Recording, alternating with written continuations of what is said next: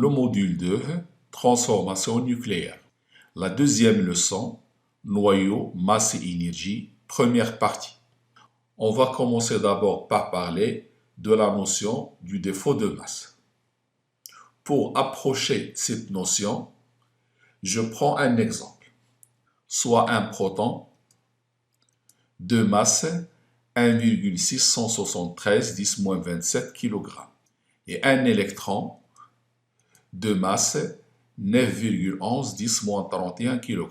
Si je fais la somme de la masse du proton et de l'électron, je trouve 1,673 911 10-27 kg. En associant le proton et l'électron, on obtient un atome d'hydrogène. On s'attend à ce que la masse de cet atome d'hydrogène soit égale à la masse de l'électron plus la masse du proton. C'est-à-dire que la masse de l'atome d'hydrogène est égale à cette valeur, 1,673 911 10-27 kg. Mais à notre grande surprise, la masse de l'atome d'hydrogène n'est pas égale à cette masse. Elle est plus petite que la masse de l'électron et du proton. Donc on peut dire que la masse de l'atome d'hydrogène est inférieure à la somme de la masse du proton et de l'électron. Autrement dit, le système formé par le proton et l'électron liés, qui constituent l'atome d'hydrogène, a une masse inférieure à la somme de la masse du proton et de l'électron séparés. Cette différence entre la masse de l'électron et le proton séparés et la masse de l'atome d'hydrogène, on l'appelle défaut de masse de l'atome d'hydrogène. On fait la différence entre cette somme et la masse de l'atome. Pour un atome, ça constitue à peu près 1 milliardième de la masse de l'atome. On peut se dire que c'est très peu, on peut le négliger. Mais si on va encore dans un monde plus petit, tel que le noyau, et si on prend 2 neutrons et 2 protons, telle que la masse du proton est la suivante, la masse du neutron, en faisant la masse de ces 4 particules, c'est-à-dire 2 fois la masse du proton, plus 2 fois la masse du neutron, on trouve 6,6951 10-27 kg. En rassemblant ces nucléons, tous les 4, on peut former un noyau d'hélium, formé de 2 neutrons et de 2 protons. Ce noyau d'hélium, on s'attend à ce que sa masse soit égale à la masse de 2 neutrons plus la masse de 2 protons, comme tout à l'heure pour l'atome.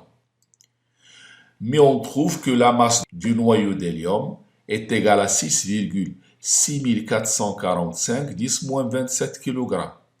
C'est plus petit que la somme des nucléons séparés. Donc la masse du noyau d'hélium, elle est inférieure à la somme de la masse de ces nucléons séparés. Donc on peut dire que si on fait une balance virtuelle, dans un plateau on met le noyau, dans l'autre on met les nucléons séparés, on voit que les nucléons séparés, la somme de leur masse est supérieure à la masse du noyau. Cette différence entre les deux masses s'appelle défaut de masse du noyau. D'une façon générale, il y a toujours une différence entre la masse du noyau et la somme des masses de ces nucléons, et toujours cette différence s'appelle défaut de masse. Après cette petite introduction, qui a mis en évidence qu'il existe un défaut de masse entre les nucléons qui forment un noyau et la masse du noyau, on donne la définition du défaut de masse d'un noyau de la façon suivante.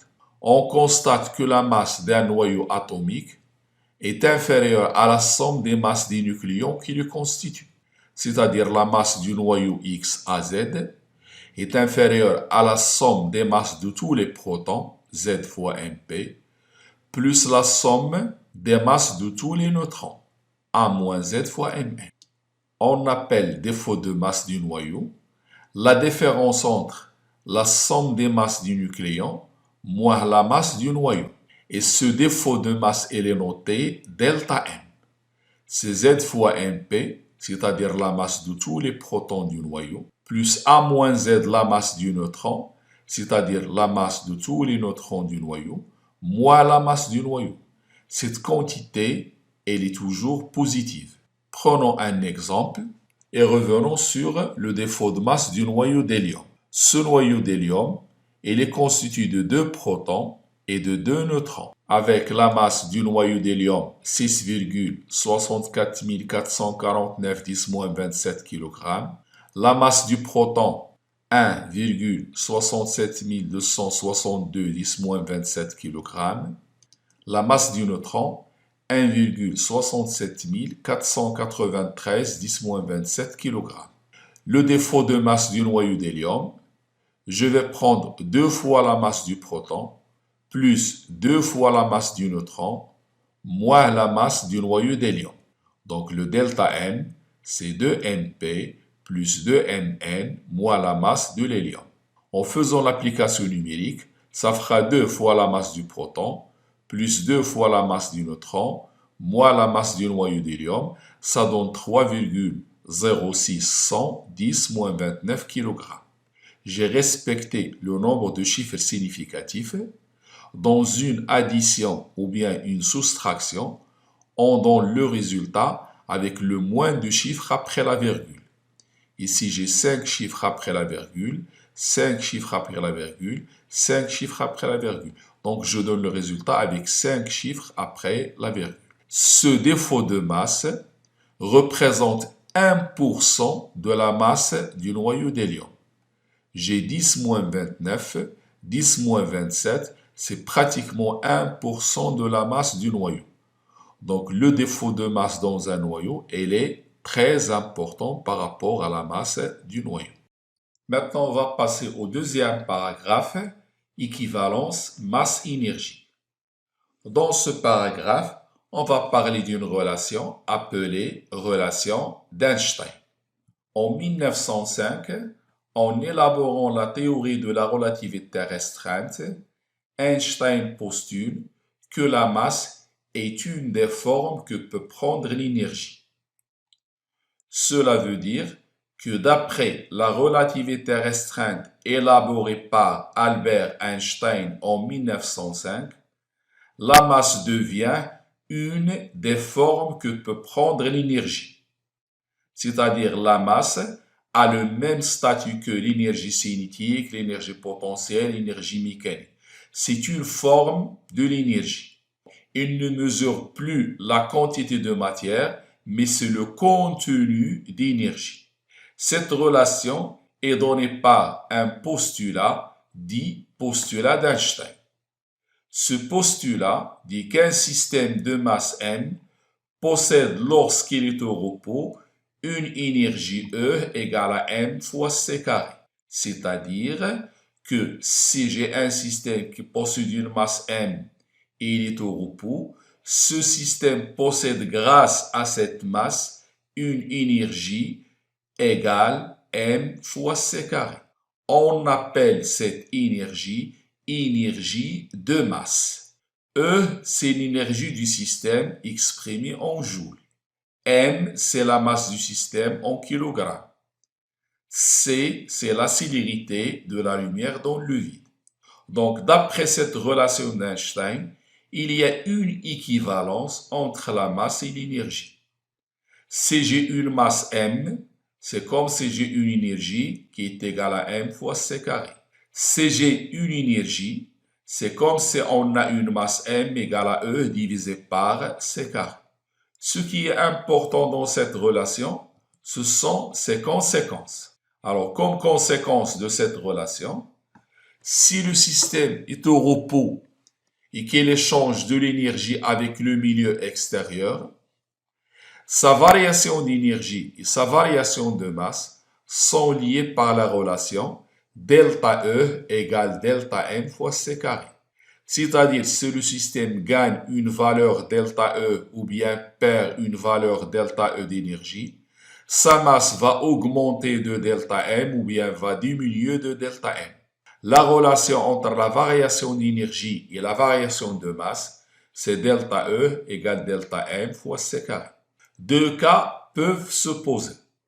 soit que le système fournit de l'énergie au milieu extérieur, soit que le système gagne de l'énergie du milieu extérieur. Donc, si cette variation est négative, ça veut dire que la masse finale du système est inférieure à la masse initiale du système. Donc, si delta M est négatif, alors delta E est aussi négatif. Donc, si delta M est négatif, delta E aussi elle est négative. Donc, on dit que le système fournit de l'énergie au milieu extérieur. Autrement dit, lorsqu'un système fournit de l'énergie au milieu extérieur, c'est-à-dire perd de l'énergie au profit du milieu extérieur, sa masse va diminuer. Donc la variation de masse est négative. On peut schématiser ce résultat sous cette forme. Soit un système qui perd de l'énergie au profit du milieu extérieur. Chaque fois qu'il y a une perte d'énergie, cette perte elle est comptée négative pour le système. Donc ce système qui possède une masse dite masse avant la perte va se transformer en un système qui possède une masse dite masse après, telle que la masse après est inférieure à la masse avant. Donc le delta M, qui est égal masse après moins masse avant, est inférieur à 0. Par contre, si le delta M est supérieur à 0, alors ça va de soi que le delta E est supérieur à 0, ça veut dire que le système reçoit de l'énergie du milieu extérieur. Autrement dit, si le système reçoit de l'énergie du milieu extérieur, sa masse augmente. On peut schématiser ce résultat comme suit. Soit un système qui reçoit de l'énergie du milieu extérieur. Toute énergie reçue, elle est comptée positive. Ce système qui possède une masse avant la réception de cette énergie va avoir une masse après qui est supérieure à la masse avant. Ça veut dire le delta M, elle est positive. Donc, en résumé, chaque fois qu'un système perd de l'énergie, il y a perte de masse et inversement. S'il y a une perte de masse, il y a perte d'énergie. Si un système reçoit de l'énergie, il y a un gain de masse, le delta M est positif. Et inversement, chaque fois qu'il y a un gain de masse, il y a un gain d'énergie. Le troisième paragraphe, énergie de liaison du noyau. On commence par donner la définition de cette énergie et on va l'expliquer après. On appelle énergie de liaison d'un noyau, elle est notée EL, l'énergie que doit fournir le milieu extérieur pour séparer ce noyau en ses nucléons libres et au repos. Donc si on a un noyau et on lui envoie une énergie qui le sépare en ses nucléons isolés et au repos, cette énergie est appelée énergie de liaison. Donc je reprends, l'énergie de liaison d'un noyau, c'est l'énergie qu'il faut lui donner pour le séparer en ses nucléons isolés et au repos. Comme conséquence de cette définition, on voit bien que si on brise un noyau, on le casse, en lui donnant une énergie, sa masse elle augmente d'une valeur delta M défaut de masse. Donc ce noyau auquel on fournit cette énergie va voir la masse des produits plus grande que la masse du noyau. Et cette masse, c'est le défaut de masse. Inversement, lorsqu'on forme un noyau à partir des nucléons séparés, la masse du système va diminuer. Ça veut dire que ce système va nous fournir de l'énergie. Cette valeur d'énergie, c'est delta M fois C carré et delta M en valeur absolue. Puisque dans ce passage des nucléons isolés au noyau, il y a perte de masse. Ça veut dire le delta M, il est négatif. Alors, expliquons ça avec une animation. Soit 4 nucléons séparés. Lorsqu'ils vont se rassembler, ils vont donner un noyau et de l'énergie avec. Donc chaque fois qu'il y a formation d'un noyau, il y a libération d'énergie. Et inversement, si on a un noyau sur lequel on envoie une énergie qui le sépare en ses nucléons isolés et au repos. Donc, au cours de cette opération, il y a un gain de masse, puisqu'il y a gain d'énergie. Au cours de la première opération, il y a perte de masse, parce qu'il y a perte d'énergie. Cette énergie qu'on fournit au noyau pour le séparer en ses nucléons libres et au repos est appelée énergie de liaison. On l'a noté tout à l'heure, EL. Expliquons ce phénomène avec ce qu'on appelle un diagramme d'énergie, sur lequel il y a un axe vertical qui représente l'énergie, et on a par exemple un noyau au départ, et on veut que ce noyau soit brisé, c'est-à-dire on veut le séparer en ses nucléons libres et au repos. Pour cela, on va envoyer de l'énergie sur ce noyau et exactement la valeur EL. Cette valeur donnée à ce système va le séparer en ses nucléons libres et au repos, c'est 2 neutrons et 2 protons dans le cas de notre noyau ici. Et inversement, si on a des nucléons séparés au repos, et lorsqu'ils vont s'unir, se mettre ensemble pour former un noyau, ils vont libérer de l'énergie. Cette énergie libérée n'est autre que la valeur de l'énergie de liaison. Donc, en formant un noyau, on récupère une énergie de liaison. En lui donnant une énergie de liaison, elle est séparée en ses nucléons libres et au repos.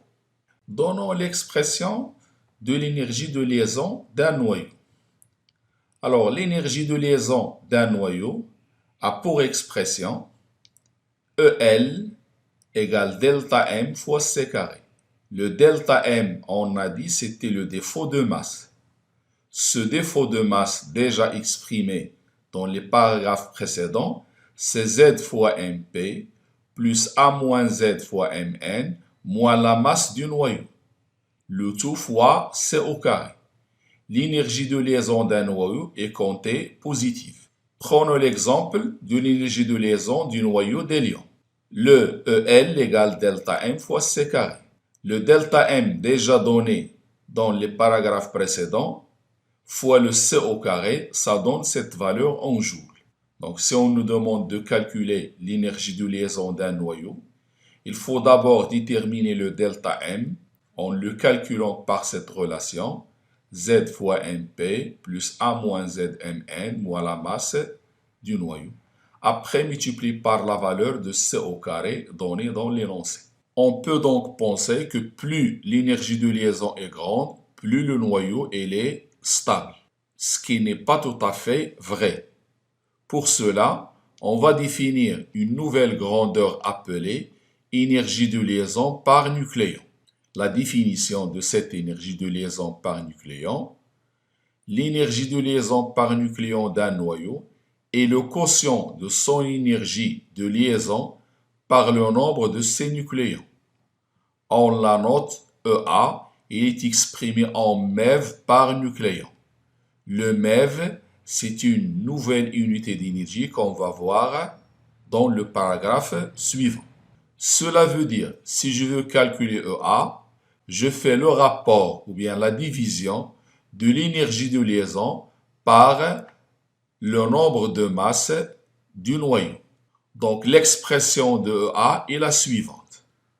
EA, c'est EL divisé par A. Avec EA, l'énergie de liaison par nucléon. EL, c'est l'énergie de liaison du noyau. Et A, c'est le nombre de masses du noyau. À savoir que EA permet de comparer la stabilité des noyaux entre eux. Donc ce n'est pas EL qui me permet de juger la stabilité d'un noyau par rapport à un autre, mais c'est EA qui va nous permettre de faire ça. Plus la valeur de EA est grande, plus le noyau est stable. Donc, les noyaux dont l'énergie de liaison par nucléon est plus grande sont les noyaux les plus stables. Donc, dans un exercice, si on nous demande de comparer la stabilité de deux noyaux, il ne faut pas comparer EL, mais il faut comparer EA des deux noyaux. Exemple, dans ce tableau, j'ai un noyau de fer qui possède comme énergie de liaison 492, un noyau d'hélium 28,28, l'uranium 235 1783,7. Le 1783,7 a servi à lier 235 nucléons. Le 28,28 sert à lier 4 nucléons. 492 sert à lier 56 nucléons. Donc, il est faux de comparer le EL pour comparer la stabilité. En calculant le EA, c'est-à-dire l'énergie de liaison par nucléon de chaque noyau, on trouve. Pour le faire, chaque nucléon est lié à l'autre avec 8,79 MeV. Dans le noyau d'hélium, chaque nucléon est lié avec l'autre de 7,07 MeV. Dans le noyau d'uranium, c'est 7,59 MeV. Donc, en comparant ces différentes valeurs, le noyau de fer est le plus stable, le suivant c'est l'uranium et le dernier c'est l'hélium. Donc, l'énergie de liaison par nucléon sert à comparer la stabilité des noyaux entre eux. On passe au paragraphe 4, unités de masse et d'énergie. Ce sont 10 unités de masse et d'énergie qu'on va utiliser pour les atomes et les noyaux. On commence par l'unité d'énergie. Donc le joule est une unité d'énergie inadaptée à l'échelle microscopique. Ça veut dire que le joule était une unité très grande pour les énergies au niveau microscopique. Donc on va changer cette unité avec une autre appelée l'électronvolt. Donc au lieu d'utiliser le joule pour les énergies atomiques et nucléaires, on va utiliser comme énergie l'électronvolt. Elle est notée E minuscule, V majuscule. Tel qu'un électronvolt est égal à la valeur suivante en joules. On utilise souvent les multiples de l'électronvolt, tels que le mégaélectronvolt. C'est la même valeur, mais au lieu de 10 moins 19, c'est 10 moins 13. Un mégaélectronvolt, c'est 1 million d'électronvolts. Donc maintenant, pour passer du joule au MeV, je dois toujours diviser par cette valeur-là. On n'est pas censé apprendre cette valeur, elle est donnée dans l'énoncé de l'exercice. Donc si j'ai une énergie en joule et je veux la convertir en MeV, je divise par cette valeur. Donnons un exemple, celui de l'énergie de liaison du noyau de l'hélium. C'était déjà calculé en joules, c'est 4,55 490 10-12 joules. Pour passer du joule au MeV, je dois diviser par cette valeur. Ce qui donne en MeV 28,4 295 MeV. Donc on peut nous demander dans des exercices de calculer l'énergie de liaison en joules et puis de la rendre en MeV ou bien en électronvolt.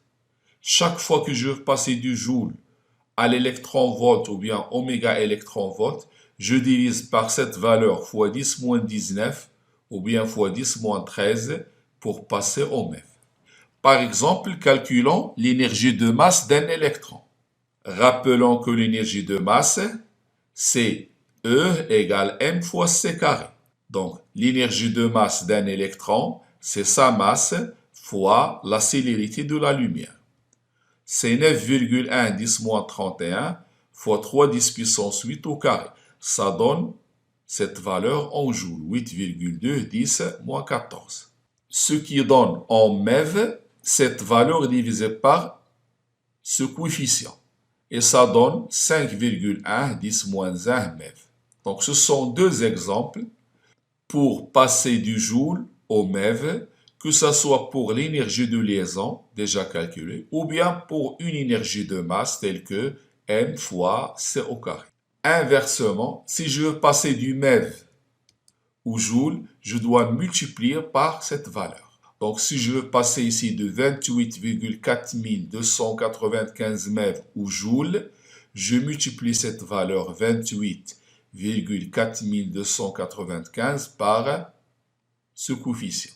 Passons maintenant à l'unité de masse atomique. C'est l'unité qu'on va utiliser au lieu du kilogramme pour les noyaux et pour les atomes. Donc, à cette échelle, il est possible d'utiliser comme unité de masse l'unité de masse atomique. Elle est notée U. Donc, au lieu du kilogramme, on va utiliser pour les noyaux une nouvelle unité appelée unité de masse atomique. Et de symbole, la définition de cette unité, c'est que l'unité de masse atomique est définie comme étant égale au 12e de la masse d'un atome de carbone 12. C'est-à-dire, si on prend un atome de carbone 12, en divisant sa masse par 12, la valeur obtenue, c'est 1U. Donc, 1U, c'est la masse de l'atome de carbone sur 12. Cette masse d'atomes de carbone sur 12, c'est la masse molaire sur la constante d'Avogadro. En faisant cette application numérique, la masse molaire du carbone, la convertir en kilogrammes, sur 12 fois la constante d'Avogadro, on prend comme valeur approchée la valeur suivante. Pour les valeurs de l'énergie en électronvolts ou bien l'équivalence de U en kilogrammes, ne sont pas à prendre et sont données dans l'énoncé à titre indicatif. Donc, pour convertir le kilogramme en U, on doit toujours diviser par ce coefficient. Donnons des exemples de masse des particules en unité de masse atomique, tels que par exemple le proton. Je prends sa masse en kilogrammes, je la divise par ce coefficient et ça me donne 1,00728 unités de masse atomique. La même chose pour le neutron, je prends sa masse en kilogrammes, je la divise par le coefficient de conversion et ça me donne 1,00867 U. Donc, pour passer du kilogramme à l'unité de masse, on divise par ce chiffre. Pour l'inverse, on multiplie par le même chiffre. La seule difficulté dans la conversion de ces unités, c'est de savoir quand est-ce qu'il faut diviser et quand est-ce qu'il faut multiplier. Pour passer du kilogramme à l'unité de masse atomique, on divise et l'inverse, on multiplie. D'après ces valeurs, on peut dire que la masse du proton est pratiquement égale à la masse du neutron. On va terminer cette partie par une remarque qui concerne l'unité de masse atomique. On va calculer l'énergie équivalente à une unité de masse atomique, 1. Pour cela, on utilise la relation d'Einstein, E égale mc carré, et je remplace m par son équivalent en kilogrammes, la célérité par sa valeur en mètres par seconde, et je divise par l'équivalent qui va me convertir le joule en MeV. Ça, c'est la valeur de U en kilogrammes fois C au carré sur le nombre qui me permet de convertir le joule en MeV. Ça me donne 931,5 MeV. Donc, chaque unité de masse atomique contient 931,5 MeV d'énergie. On sait que la masse d'après cette relation est égale à E sur C carré. Donc, si je remplace M par 1U, je dois remplacer E par 931,5 MeV divisé par C carré. Maintenant, on prend MeV sur C carré comme une nouvelle unité de masse. Donc, le MeV sur C carré est pris comme une nouvelle unité de masse. Et cette nouvelle unité de masse permet le passage directement de U vers l'énergie en MeV. C'est-à-dire que si j'ai une masse en U, je n'ai qu'à multiplier par 931,5 pour qu'il devienne directement en MeV. Si on prend une masse en unité de masse atomique et je veux la rendre directement en MeV sans passer par la multiplication par C carré, sans diviser par ce nombre, je n'ai qu'à multiplier par 931,5. C'est très pratique dans les exercices. Une dernière remarque sur la résolution des exercices. On n'utilise pas dans les exercices de physique nucléaire, c'est-à-dire la transformation nucléaire, des données qui ne sont pas écrites dans l'exercice. Ça veut dire, je ne peux pas utiliser 1U égale 931,5 mètres par c carré, ce n'est pas donné dans l'exercice. Je ne peux pas utiliser C égale 3 10 puissance 8, ce n'est pas donné dans l'exercice. Toutes les constantes doivent être données pour que je puisse les utiliser. Sinon, ça veut dire que je peux résoudre l'exercice sans utiliser ces constantes. Passons au dernier paragraphe de cette leçon, la courbe d'Aston. On va définir ce que c'est que la courbe d'Aston. La courbe d'Aston, c'est la courbe qui trace moins EA en fonction de A, avec EA, l'énergie de liaison par nucléon. Cette courbe porte le nom du physicien anglais Francis William Aston. Et cette courbe, il va nous permettre de visualiser facilement les noyaux stables. Le renseignement qu'on va tirer de cette courbe, c'est de visualiser les noyaux les plus stables par rapport aux autres. Dans l'axe des ordonnées, on aura moins EA, et dans l'axe des abscisses, on aura A. Moins EL sur A, c'est moins EA, en fonction de A. On a dit plus EA est grand, plus le noyau est stable. Donc, puisque je prends l'opposé de EA, je dirais plus moins EA est petit, plus le noyau est stable. Donc, ces noyaux qui sont dans ce minimum aplati sont les noyaux stables. C'est-à-dire cette zone jaune contient les noyaux les plus stables. Cette partie à gauche, il contient les noyaux légers instables. Donc, ceci, c'est un domaine d'instabilité. L'autre partie ici à droite contient des noyaux lourds instables. C'est aussi un autre domaine d'instabilité. Donc, si on fait une analyse de cette courbe, on peut la diviser en 3 domaines. Le premier domaine, lorsque A varie de 1 jusqu'à 20, c'est un domaine d'instabilité des noyaux légers. Donc, les noyaux légers de cette zone vont fusionner pour devenir stables. La réaction qui permet ceci s'appelle la réaction de fusion. Lorsque les noyaux vont fusionner, ils vont voir leur moins EA diminuer. Donc, ils vont augmenter en stabilité. Et par conséquent, cette réaction de fusion va libérer de l'énergie. Le deuxième domaine, de 20 jusqu'à 190 à peu près. C'est un domaine où il y a un minimum aplati. Donc ici, c'est le domaine de stabilité. Ces 2 points, ici on voit, ce sont les 2 noyaux les plus stables. Ça correspond au fer 56 et au cuivre 63. Puis en dernier lieu, A supérieur à 190. Ce domaine-là, c'est un domaine d'instabilité. Donc ces noyaux vont fissionner, ils vont se diviser en 2 pour devenir stables. La réaction responsable de cette division s'appelle la fission. Et c'est une réaction aussi qui libère de l'énergie au profit du milieu extérieur. Dans la deuxième partie de cette leçon, on va aborder les réactions de fusion et les réactions de fission et calculer l'énergie libérée au cours de ces réactions. C'est la fin de la première partie de la leçon noyau, masse et énergie.